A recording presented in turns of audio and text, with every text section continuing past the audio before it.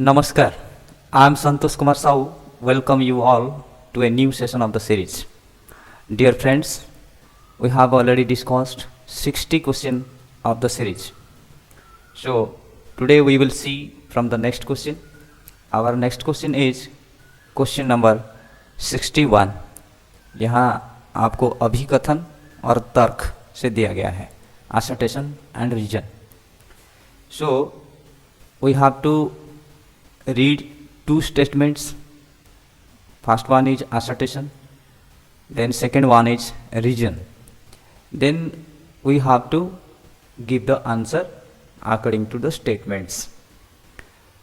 Here assertion is given, dhanurasana is contradicted in hernia disease. इसका reason क्या दिया गया है? धनुरासन is a backward bending asana which increases pressure on anterior abdominal wall, so it is harmful in hernia. तो पहले हम समझेंगे hernia क्या है. हार्निया कब होता है? Hernia happens when an internal organ pushes through a weak spot in your muscle or tissue. Suppose आपका एक इंटरनल ऑर्गन अपना जगह में है, ये अपना जगह में है, तो ये जब इस साइड में टिश्यू अगर मसल लूज हो जाता है तो ये ऑर्गन थोड़ा सा पुश हो जाता है इधर इस तरफ को, मतलब डिस्प्लेस हो जाता है, अपने जगह से डिस्प्लेस हो जाता है, थोड़ा सा पुश हो जाता है, क्योंकि ये मसल या टिश्यू इसको पकड़ नहीं पाता है अपने जगह में, ये लूज हो जाता है, इसलिए ये पुश हो जाता है इस तरफ को. तो इसी तरह का डिजीज को हार्निया कहा जाता है. हार्निया बहुत सारे टाइप का हार्निया है. तो हार्निया तो समझ में आ गया. हम जब धनुरासन करेंगे, धनुरासन में क्या होगा? धनुरासन में बैक बेंडिंग होता है, और बैक बेंडिंग होने से एंटीरियर जो एब्डोमिनल वॉल है उसको प्रेशर ज़्यादा डालता है. अगर जिसका हार्निया होगा सो उसके लिए वो दिक्कत होगा. इसीलिए इसका आंसर क्या होगा? Both A and R are true and R is the correct explanation, क्योंकि यहाँ एक्सप्लेन कर रहा है, करेक्ट एक्सप्लेन कर रहा है. क्लियर? सो इसका आंसर नंबर 1 होगा, दैट इज बोथ ए. पहले ए तो ट्रू है, क्लियर, एंड उसका जो रीजन है, उसका जो तर्क है वो भी सही है, इसलिए इसका आंसर होगा option number 1. I hope it is clear. So next question we will see, question number 62. Here assertion is given that Sankhya and Yoga philosophical systems are two most ancient systems से भगवत गीता. यानी भगवत गीता के अनुसार सांख्य और योग दर्शन पद्धतियाँ दो सर्वाधिक प्राचीन पद्धतियाँ हैं. वो तो सही है. रीजन क्या दिया गया है? Sankhya and yoga systems stand respectively for the path of knowledge and action. ये भी सही है, लेकिन क्योंकि सांख्य यहाँ पे नॉलेज के बारे में बताता है और योग एक्शन मतलब कर्म के हिसाब से बताता है, लेकिन इसका जो एक्सप्लेनेशन है ये एक्सप्लेनेशन एक्सप्लेन नहीं कर रहा है. यहाँ पे जो असर्टेशन दिया गया है उसको एक्सप्लेन नहीं कर रहा है. ये दोनों सही है, अपनी जगह में दोनों सही है, लेकिन असर्टेशन को ये एक्सप्लेन नहीं कर रहा है. इसीलिए इसका आंसर क्या होगा? Both A and R are true, but R is not the correct explanation of A. Sankhya के बारे में, सांख्य और योग फिलोसॉफिकल क्यों एंशिएंट सिस्टम है, इसके बारे में अगर बताता कि सांख्य सिस्टम में और क्या बताया गया है, कि चैप्टर कौन सा चैप्टर में बताया गया है, कि योगा सिस्टम कौन सा चैप्टर में बताया गया, ये अगर देता तो रीजन मतलब करेक्ट एक्सप्लेनेशन हो सकता है. इसका एक्सप्लेन नहीं कर रहा है इधर. क्लियर? इसलिए इसका आंसर होगा क्या? Both A and R are true, but R is not the correct explanation of A. I hope it is clear. So you will see the next question. Next question is question number 63. Here it is given, assertion is given that Guru is a mentor more than a teacher to the students. गुरु यानी गुरु छात्रों के लिए शिक्षक से अधिक एक मार्गदर्शक होता है. गुरु का डेफिनेशन और आजकल जो शिक्षक है उसका डेफिनेशन उसमें बहुत फर्क है. इनमें पॉइंट, गुरु का रिस्पॉन्सिबिलिटी बहुत रहता है, और आजकल का जो हम शिक्षक जो टर्म ले रहे हैं उसका रिस्पॉन्सिबिलिटी थोड़ा कम हो जाता है, देखने के लिए मिलता है हमको. तो इसलिए शिक्षक से अधिक मार्गदर्शक होता है गुरु. गुरु को हम स्पिरिचुअल मार्गदर्शक भी मतलब आध्यात्मिक मार्गदर्शक भी बताते हैं. और रीजन क्या दिया गया है? Guru help student in exploring the same potentiality that he himself has already realize. यानी गुरु जो होता है, गुरु छात्रों में उन्हीं क्षमताओं के विकास का प्रयास करता है जिन्हें वह स्वयं पहले अनुभव कर चुका है। गुरु वही होता है, क्योंकि वो चाहता है कि गुरु ने जो अनुभव किया है उनका जीवन में, उसी चीज को उनका शिष्य भी अनुभव करे, रियलाइज करे। इसीलिए गुरु और शिक्षक में ये अंतर है। क्लियर? सो इसका आंसर क्या होगा? इसका आंसर होगा both A and R are true and R is the correct explanation of A. Option number 1. A सही है, R भी सही है, और गुरु क्यों टीचर से ज़्यादा महत्व रखता है उसके बारे में भी एक्सप्लेनेशन सही है। तो इसका answer option number 1. I hope it is clear. Then next we will see question number 64. Here it is given that stress itself a symptom but not a disease. Stress मतलब क्या है?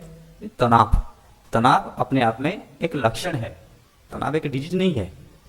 इसका रीजन क्या दिया गया है? तनाव कैसे आता है उसके बारे में अगर बताएगा तो इसका रीजन वही हो सकता है। Clear? The immediate outcome of a harm external stimuli leads to state of stress causing various diseases. यानी हानिकारक बाह्य उद्दीपकों का तत्कालिक परिणाम तनाव की अवस्था के रूप में सामने आता है, जिसमें विभिन्न व्याधियां उत्पन्न होती है। बाहर से जो external harmful external stimuli immediate अगर कहीं आ जाता है तो उसमें हमको भय पैदा होता है, भय से तनाव पैदा होता है। उस समय में क्या होता है? हार्मोनल सिक्रेशन में चेंजेस हो जाता है हमारा शरीर के अंदर, जो कि हमारा जो फंक्शन, जो नॉर्मल फंक्शन है, हमारा जो इंटरनल ऑर्गन का जो नॉर्मल फंक्शन है, नॉर्मल फंक्शन बनाए नहीं रहता है और फंक्शन में भी चेंजेस आ जाता है, इसीलिए दूसरा डिजीज को क्रिएट करता है। तो इसका आंसर क्या होगा? Both A and R are true and R is the correct explanation of A. Clear? दोनों सही है और उसका एक्सप्लेनेशन भी सही है। I hope it is clear. Then we will see question number 65. Here it is given yogic diet is desirable for healthy lifestyle. स्वस्थ जीवन शैली के लिए यौगिक आहार वांछित है, अनिवार्य है। पॉइंट. लेकिन रीजन क्या बता रहा है? Managing lifestyle is an integral component of various aim and objective of yoga। यानी जीवन शैली का प्रबंधन योग के उद्देश्य का अभिन्न अवयव है। ये योगिक डाइट के बारे में इधर कोई कुछ मतलब डिस्कस नहीं कर रहा है। दोनों तो सही है, योगिक डाइट हमारे हेल्दी लाइफस्टाइल के लिए डिजायरेबल है और लाइफस्टाइल को मैनेज करना योग का लक्ष्य है, लेकिन योगिक डाइट के बारे में ये कुछ एक्सप्लेन नहीं कर रहा है। दोनों सही है लेकिन ये एक्सप्लेन नहीं कर रहा है, तो इसके लिए इसका आंसर क्या होगा? Both A and R are true but R is not the correct explanation of A. Clear? This is the right answer. I hope it is clear. Then we will see question number 66. Next question is question number 66. Here it is given that rajasic food is not good for a yoga practitioner. हमको पता है राजसिक food is not good, और हमको कौन सा food अच्छा है? सात्विक, भगवद गीता में बताया गया है। तो इसका एक्सप्लेनेशन क्या दे रहा है? Pungent, sour, salty and spicy food increases rajas guna which is an obstacle in yoga sadhana. आपके अंदर अगर राजसिक भावनाएं अगर ज़्यादा होगा तो आप योग साधना में कंसंट्रेट नहीं कर पाएंगे। सात्विक भावना होना चाहिए। तो यहाँ पे आप अगर देखेंगे चैप्टर नंबर 17 का श्लोक नंबर 9 भगवद गीता में, वो पूरा बताया गया है कौन सा खाना को राजसिक बताया जाता है और उसका रिजल्ट क्या मिलता है। कौन सा खाना? पहले बताया गया है कट्व, अम्ल, लवण, उष्म, तीक्ष्ण, रुक्ष। ये सब क्या है? The food which are bitter, acid, salty, overhot, pungent, dry, burning and ये सारा खाद्य को हम राजसिक खाना कहते हैं, राजसिक खाद्य कहते हैं। और इसका रिजल्ट क्या होता है? दुख, शोक, काम, प्रदा मीन्स ये cause which cause suffering, grief and sickness. दुख, शोक, काम, प्रदा आर डियर टू द राजसिक टाइप ऑफ मैन। जो लोग राजसिक तरह का लोग होते हैं उसके लिए ये प्रिय खाद्य होता है, ये योग साधक के लिए नहीं है। इसलिए इसका आंसर क्या होगा? Both A and R true and R is the correct explanation. ये राजसिक फूड जो हार्म है बता रहा है, नॉट गुड बता रहा है, और राजसिक फूड का ये एक्सप्लेन कर रहा है कौन सा खाना राजसिक है। क्लियर? तो इसीलिए इसका answer option 1, both A and R true and R is the correct explanation of A. I hope it is clear. Then next question we will see question number 67। यहाँ बताया गया है food with predominance of katu tikta and kashaya rasa are not beneficial for individual of vata prakriti. उसका reason क्या दिया गया है? उसका रीजन दिया गया है excessive use of food having katu tikta and kashaya rasa in free dominance leads to aggravation of vata dosha. तो इसका हम यहाँ देखेंगे जो ये तीन खाद्य की तीन रस के बारे में बताया गया है, क्या? कटु तिक्त एंड कषाय। ये वात प्रकृति के लिए बेनिफिशियल है या नहीं है? देखिए याद रखिएगा, दो चीज बता रहा हूं, एक वात हर जो वात को रिड्यूस करता है, कौन सा? मधुर अम्ल लवण, मधुर अम्ल एंड लवण। ये आप अगर लेंगे इस तरह का डाइट, ये वात को हरण करता है, रिड्यूस करता है। क्लियर? और वातवर्धक रस कौन सा है? वात वर्धक, वर्धक मतलब इंक्रीज करता है। तिक्त, देन कटु एंड कषाय। क्लियर? ये खाना अगर खाएंगे तो वात आपका हरण होगा, डिक्रीज होगा। ये खाना अगर खाएंगे तो वात आपका इंक्रीज होगा। तो यहाँ पे वही बता रहा है, क्या बता रहा है कि कटु तिक्त कषाय नॉट बेनिफिशियल। जिसका वात प्रकृति जो लोग होते हैं इसके लिए ये बेनिफिशियल नहीं है, क्योंकि उनका शरीर में पहले से ही वात का लक्षण है। तो वातवर्धक खाना अगर खाएंगे तो और आग्रावेट करेगा, इसलिए प्रीडोमिनेंस जो होता है ये आग्रावेशन करेगा, वात दोषों को ज़्यादा बढ़ाएगा। इसलिए इसका आंसर क्या होगा? इसका आंसर होगा 67। इसका आंसर होगा आपका both A and R true and R is the correct explanation of A. This is the right answer. I hope it is clear. So next question we will see, that is question number 68. Various diseases occur due to incorrect practice of pranayam. प्राणायाम अगर हम सही ढंग से नहीं करेंगे, सही तरीके से नहीं करेंगे तो डिजीज हो सकता है। प्राणायाम से हमारा बहुत सारा डिजीज ठीक हो जाता है, लेकिन गलत प्राणायाम करने से, गलत तरीका अपनाने से हमको बहुत सारे डिजीज भी हो सकता है। ये कहाँ पे बताया गया है? हठ प्रदीपिका में बताया गया है। हठ प्रदीपिका जो चैप्टर नंबर 2 है, चैप्टर नंबर 2 में बताया गया है। गेट में पॉइंट? रीजन क्या दिया गया है? Incorrect practice of pranayama causes disturbances in vayu which leads to hiccup, shwasa, kasa, headache, pain in ear and eye and various other diseases. देखिए पहला वाला यहाँ पे दिया गया है कि प्राणायामेन युक्तेन सर्वरोग क्षयो भवेत्। अगर आप प्राणायाम करेंगे तो सब सारे डिजीज इरेडिकेट हो जाता है। By proper practice of pranayama all diseases are eradicated.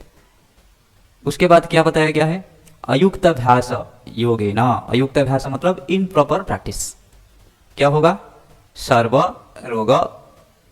रोग समुद्भव, समुद्भव मतलब arise. Getting my point? Improper practice is the cause of diseases. Clear?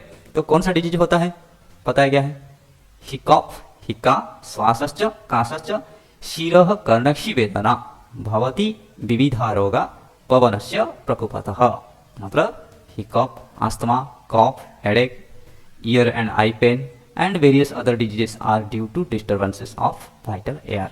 हमारा जो वात है, वाइटल एयर है, प्राण डिस्टर्ब हो जाता है। अगर प्राणायाम सही तरीके से नहीं करेंगे, प्राणायाम सही तरीके से नहीं करने से क्या होगा? हमारा जो प्राण है, प्राण डिस्टर्ब होता है। प्राण डिस्टर्ब होने से hiccup, asthma, cough, headache, ear and eye pain होता है, ये सारा डिजीज हो जाता है। तो इसका रीजन भी क्या है?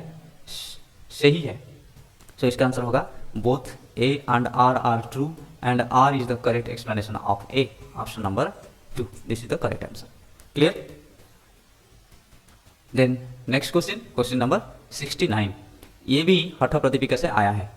पहले बताया क्या? असर्टेशन में बताया है सिद्धासन प्यूरिफाइज 72,000 नाड़ी यानी सिद्धासन 72,000 नाड़ियों की शुद्धि करता है। उसका रीजन क्या दिया गया? According to Hatha Pradipika, out of all 84 asanas the Siddhasana is best one which purify nadis. Clear? तो आप देखिए इधर, आप देखिए यहाँ भी कलेक्ट किया है पहला चैप्टर में, हठ प्रदीपिका का पहला चैप्टर अगर देखेंगे उसमें बताया गया है कि टोटल आसन कितना है? 84 आसन।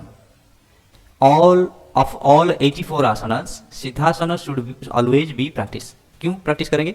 इट प्यूरिफाइज द 72,000 नाड़ीज, हठ प्रदीपिका में बताया गया है। क्लियर? और एक वर्ष बताता है, नासनम सिद्ध सदृशं न कुंभ केवलो पमः, मीन्स देयर इज नो आसन लाइक सिद्धासन, नो कुंभक लाइक केवल, एंड न खेचरी समा मुद्रा, मीन्स खेचरी की तरह कोई मुद्रा नहीं है। मुद्रा में खेचरी श्रेष्ठ है, आसन में सिद्धासन श्रेष्ठ है, और कुंभक में केवल कुंभक श्रेष्ठ है। देन न नाद सदृश लय, मीन्स एंड नो लय और डिसोल्यूशन ऑफ माइंड लाइक नाद, नाद की तरह लय सिद्धि लय साधना नहीं है। यानी आसन में श्रेष्ठ कौन है? सिद्धासन। कुंभक में श्रेष्ठ कौन है? केवल कुंभक। मुद्रा में श्रेष्ठ कौन है? खेचरी। और लय में श्रेष्ठ कौन है? नाद। क्लियर? तो ये क्लियर हो गया आपको। तो इसका आंसर क्या होगा? अभी इसका होगा A and R true and R is the correct explanation. ये सही तो बता रहा है, क्यों प्रैक्टिस करेंगे? Clear? So option number 1, this is the correct answer. I hope it is clear. Then we will see the next question. Question number 70. One good teacher is worth 1,000 priests. Reason क्या दिया गया है? The teacher inspire the student to look within him. यानी एक अच्छा शिक्षक 1000 पुजारी के बराबर होता है। शिक्षक विद्यार्थियों को अपने अंदर झांकने के लिए प्रेरित करता है। शिक्षक का काम इतना आसान नहीं है। पुजारी तो बस उसका जो कर्म कांड है, जो रिचुअल है, रिचुअल को करते हैं, लेकिन वो शिक्षा नहीं देते हैं। मेरा पॉइंट, इसीलिए शिक्षक को 1000 पुजारी के साथ मतलब कंपैरिजन किया गया है। और टीचर क्यों पुजारी से अलग है? The teacher inspire the students, student को अपने अंदर झांकने के लिए वो प्रेरित करता है। Teacher is the role model of the students. So इसका आंसर क्या होगा? वही both A and R are true and R is the correct explanation of A, option number 1। Clear? Then we will see next question number 71, that according to Gheranda Samhita arrange the following correct sequential order. Clear? Gheranda Samhita में जो दिया गया है, during the practice of pranayama, pranayama practice करने से पहले जो 4 चीज चाहिए उसको ऑर्डर में हम सजाएंगे। क्या क्या दिया गया है? मिताहार, स्थान, नाड़ी शोधन, काड़ा। तो आप चैप्टर नंबर 5 अगर देखेंगे घेरंडा संहिता, चैप्टर नंबर 5 प्राणायाम के बारे में बताया गया है। क्लियर? जो सप्तांग है, पंचमांग क्या है? प्राणायाम है।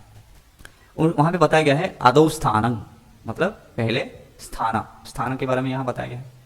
आदौ स्थानम तथा कालम मिताहारम तथा परम, स्थान काल देन मिताहार। फिर बताया गया नाड़ी शुद्धि ततः पश्चात प्राणायामम च समाचरेत, प्राणायाम च साधयेत, नॉट समाचरेत, साधयेत। तो पहले क्या बताया गया है? स्थान, स्थान इज पहला, देन तथा kala, kala second, then mitahara, mitahara third, then nadi shodhana 4। इस हिसाब से सजाएंगे। Means B D A C. So B D A C कहाँ है? 3 नंबर है। This is the right answer. I hope it is clear. Then we will see question number 72, arrange the following siddhi in sequential order. Sequential order क्या कहाँ से आया है? वार्ता, श्रवण, आदर्श, आस्वाद, वेदना। ये कहाँ से आया है? योग सूत्र से आया है। क्लियर? योग सूत्र आप देखेंगे चैप्टर नंबर 3 एंड सूत्र नंबर 36, 37, मतलब कहीं कहीं 36 है, कहीं कहीं 37 है। आपको पता है योग सूत्र कहीं कहीं मिलता है 195 और कहीं भी मिलता है 196, 195 एंड 196।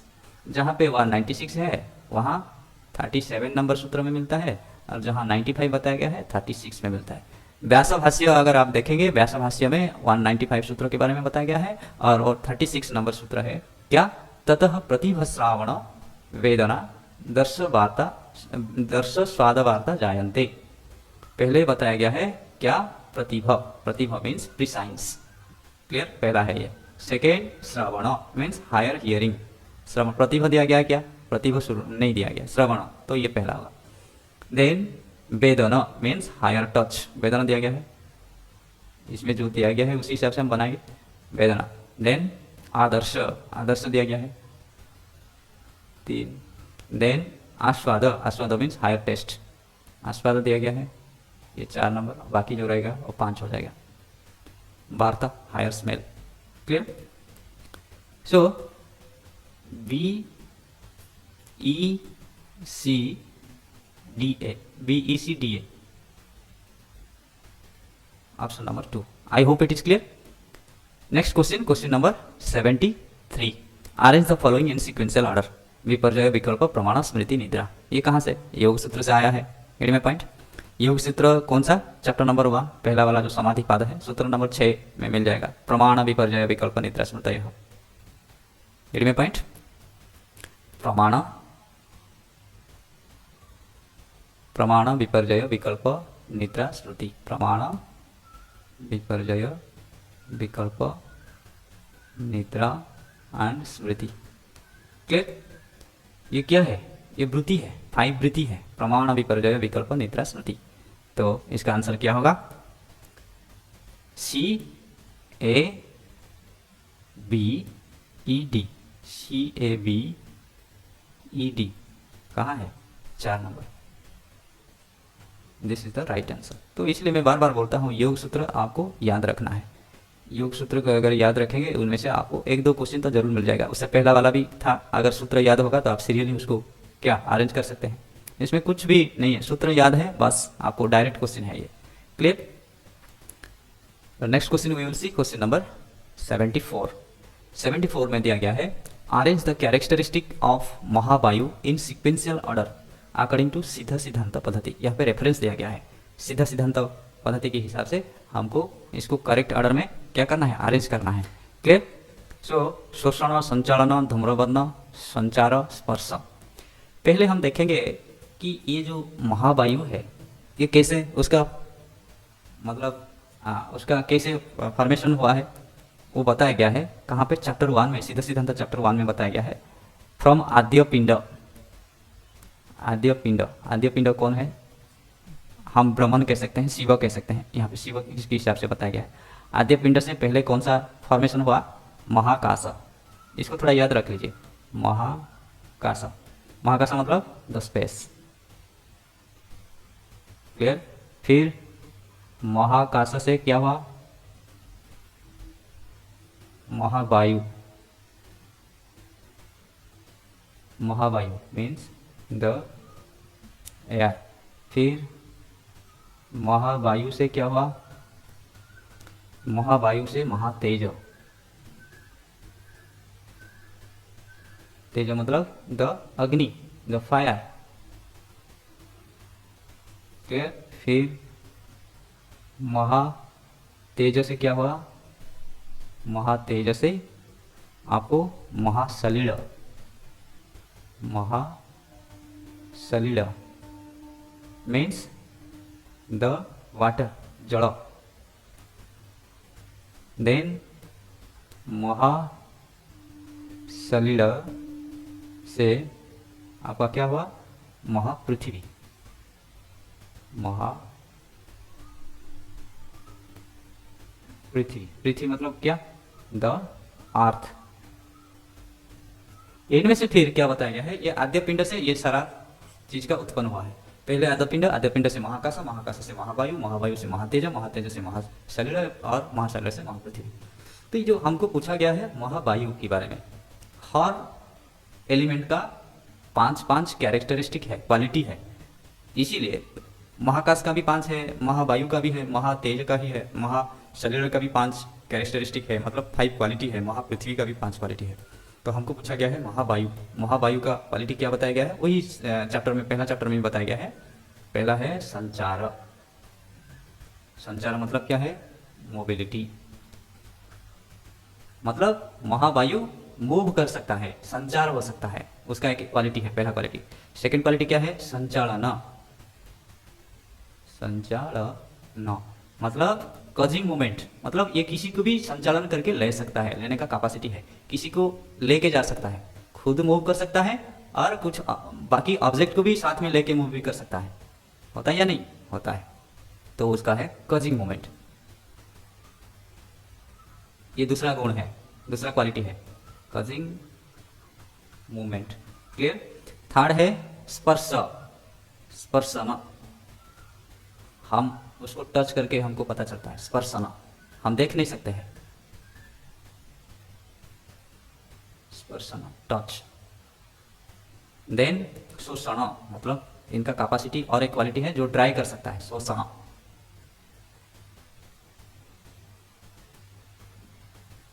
और धूम्रवर्णत्व, धूम्रवर्ण मतलब उसका कलर क्या है? Smoky, smoky in colour. Clear? इसको याद रखना है, ये सीरियल है। तो पहला क्या है? संचार। संचार कहाँ है? ये एक संचालन, दो स्पर्शन, स्पर्शन स्पर्श दिया गया है, तीन शोषण, चार देन धूम्रवर्ण, पाँच। तो उसी हिसाब से आपको अरेंज करना है। तो डी बी ई ए सी, डी कहाँ से? डी बी ए सी, ई ए सी यहाँ से शुरू हुआ है, डी से शुरू हुआ है, मतलब ये होगा answer, option number 3। I hope it is clear. Then question number 75, according to Siddha Siddhanta Paddhati arrange the following type of voice in sequential order.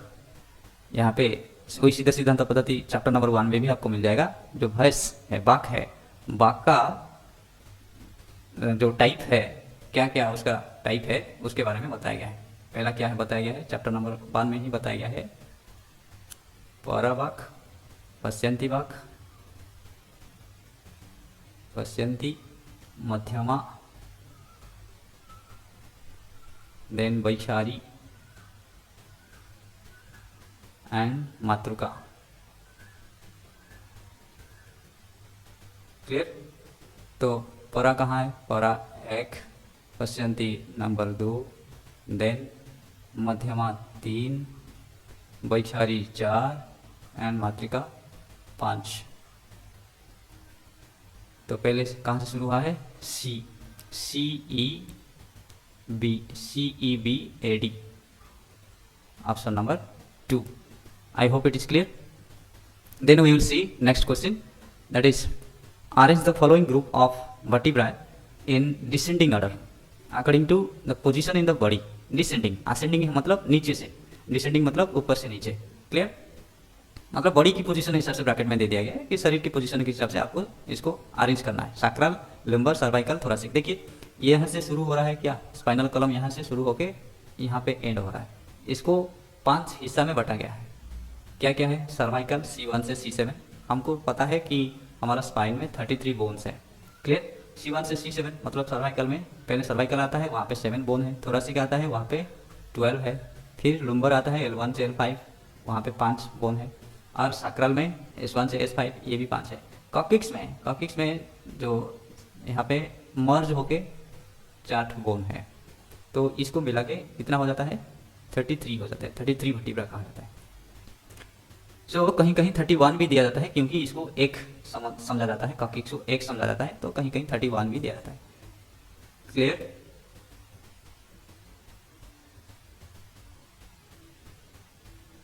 सो तो हमको हमारा काम क्या है? सैक्रल सॉरी इसको अरेंज करना है। पहले कौन सा है? सर्वाइकल है, तो ये पहला आएगा। दूसरा कौन है? थोरैसिक, ये सेकंड में आएगा। तीसरा कौन सा है? लुम्बर। देन फोर्थ सैक्रल, यानी CDBA, CDBA, option number 3, this is the right answer. I hope it is clear. Then next question, arrange the question number 77, arrange the following stages in sequential order according to Bhagavad Gita. Attachment, anger, desire, thinking about worldly matters. Clear? कि भगवत गीता के अनुसार हमको जो विभिन्न अवस्था है उस अवस्था को उचित क्रम में किसके बाद कौन आता है हमको क्या करना है, व्यवस्थित करना है। क्लियर। सो आप Bhagavad Gita chapter number 262 number श्लोक में अगर देखेंगे तो आपका ये आंसर मिल जाएगा। धायो तो विषयन पुंसः, आप जब सेंस ऑब्जेक्ट की मतलब कांटेक्ट में आते हैं, मतलब थिंकिंग अबाउट वर्ल्डली मैटर, तो क्या होता है, अटैचमेंट आपका बढ़ जाता है। आप अगर सोचते रहेंगे एक्सटर्नल वर्ल्ड के बारे में सोचते रहेंगे, सेंस ऑब्जेक्ट आपका सेंस ऑर्गन का जो अपना ऑब्जेक्ट है उसी तरह आप अगर थोड़ा सा लगाव रहेगा तो आपको अटैचमेंट बढ़ेगा। क्लियर। फिर अटैचमेंट से क्या होगा, स्प्रिंग्स ऑफ डिजायर, एक चीज़ के साथ जितना अगर आपको क्या लगाव ज़्यादा रहेगा, अटैचमेंट बढ़ गया। अगर मान लो आपका मन हुआ एक मोबाइल के बारे में आप बार बार सोचे, मतलब thinking about world matter for example, तो बार बार सोचने से क्या होगा, मोबाइल के साथ आपका अटैचमेंट बढ़ गया। में पॉइंट सेकंड आ गया अटैचमेंट। तो अटैचमेंट जब बढ़ जाता है तो उसके पाने के लिए भी आपका मन होगा, मीन्स डिजायर। ये पहला है। दूसरा है, पहले अगर ज़्यादा सोचेंगे, सोचने के बाद अटैचमेंट बढ़ जाएगा, अटैचमेंट बढ़ने के बाद डिजायर, पाने के लिए आप कैसे भी तरीके से आपको वो लेना है। अगर पाने में आपको बाधा सृष्टि हुआ तो क्या हो जाता है, एंगर हो जाता है। कामात क्रोध अभिजायते, आप काम मतलब डिजायर अगर फुलफिल नहीं हुआ तो क्या होगा, एंगर हो जाता है। क्लियर। सो इसका सीक्वेंस वही होगा DACB, option number 2। I hope it is clear.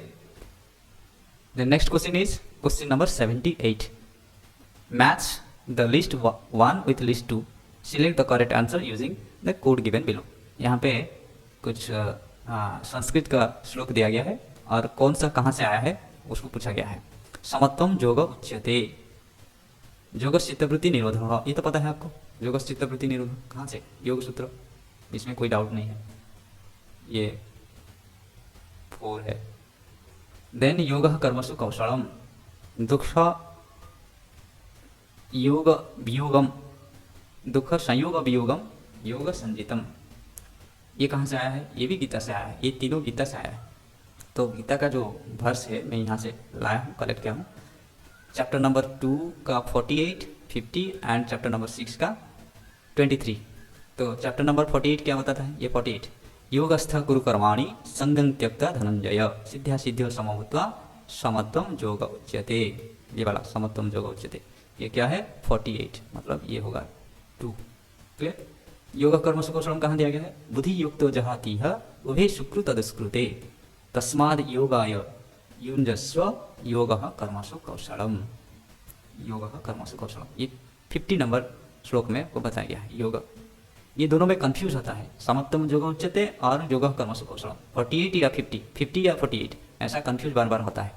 तो इसलिए दोनों श्लोक को याद कर दीजिएगा, योगस्थ कुरु कर्माणि संगं त्यक्ता धनंजय सिद्ध्या सिद्ध्यो समभूत्वा समत्वम योग उच्यते, ये 48, बुद्धियुक्त जहाती है उभे सुकृते दुष्कृते तस्माद योगाय युञ्जस्व योगः कर्मसु कौशलम, ये 50 मतलब ये आ जाएगा 1।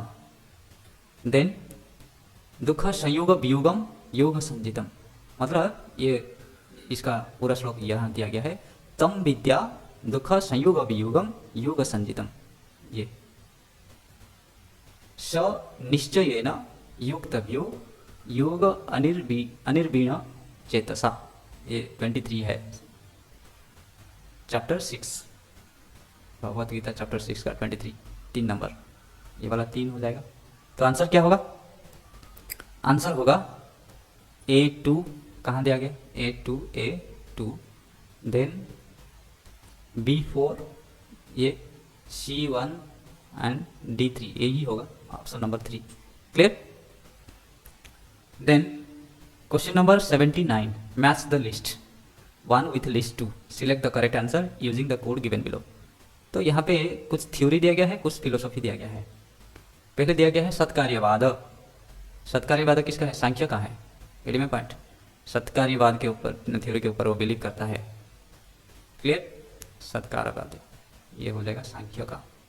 आप अगर फिलोसॉफी पढ़ेंगे तो भी तो ये समझ में आ जाएगा, नहीं तो फिर आपको, क्योंकि ये कौन सा एक ही जगह में डिस्कस नहीं किया गया है, आप पूरा फिलोसफी पढ़ने के बाद ही पता चलेगा कि किसका थ्योरी क्या है। देन विवर्तवाद, विवर्तवाद किसका है? वेदांत, वेदांत का है। देन श्यादवाद जैनिज्म, जैनिज्म का श्यादवाद है, क्लियर। देन डी क्षणभंगवाद किसका है? बुद्धिज्म का है। सो क्या होगा? A2 B4, A2 एक ही है, B4 C1 D3, ये भी 3 होगा answer, clear. Then the next question, that is question number 80। Match the list 1 with list 2 according to Mandukya Upanishad and select the correct answer using code given below. Mandukya Upanishad के हिसाब से इसको match करना है। जागृत अवस्था, स्वप्न अवस्था, सुषुप्ति अवस्था, तुरीय अवस्था। इधर दिया गया है उकार, अमात्रा, अकार, मकार, मतलब ओम ही बताया गया है। मांडुक्य उपनिषद में जो 12 मंत्र है, उस मंत्र में सिर्फ ओमकार के बारे में बताया गया है, क्लियर। उसका डिफरेंट स्टेजेस, चेतना का डिफरेंट स्टेज और ओमकार का डिफरेंट मात्रा के हिसाब से वहाँ डिस्कस किया गया है। अगर उसको पढ़ेंगे तो आपको पता चल जाएगा, क्लियर। तो जागृत अवस्था पहले कौन सा आएगा? अकार, क्लियर। स्वप्न, जागृत के बाद क्या आएगा? स्वप्न, ये सीरियली है, क्लियर। स्वप्न, स्वप्न अवस्था और के बाद क्या? उकार, सिंपली, बहुत क्रिटिकल नहीं दिया, नहीं दिया है, क्लियर। पहले जागृत अवस्था अकार, उसके बाद अ उ म के बारे में हमको पता है। देन सुसुप्ति, मकार होगा 4। देन अमात्रा, इसका मात्रा नहीं है, तुरीय अवस्था का मात्रा नहीं है, अमात्रा इसलिए दिया गया है, clear. I hope it is clear. A3B1, A3B1 दोनों में है, देखेंगे C4, C4 कहाँ पे है? यही होगा A3B1 C4 D2, this is the correct answer. I hope it is clear. So आप सभी को बहुत बहुत धन्यवाद। आप अगर फेसबुक में हमको देख रहे हैं तो ज़रूर लाइक कीजिए, शेयर कीजिए, हमारा पेज को फॉलो कीजिए। अगर यूट्यूब में देख रहे हैं तो सब्सक्राइब जरूर कीजिए, अगर नहीं किए तो। वीडियो अच्छा लगा तो लाइक कीजिए, शेयर कीजिए दोस्तों के साथ। अगर कुछ डाउट है तो कमेंट कीजिए, हम कोशिश करेंगे आपको जवाब आंसर देने के लिए। धन्यवाद, बहुत बहुत धन्यवाद।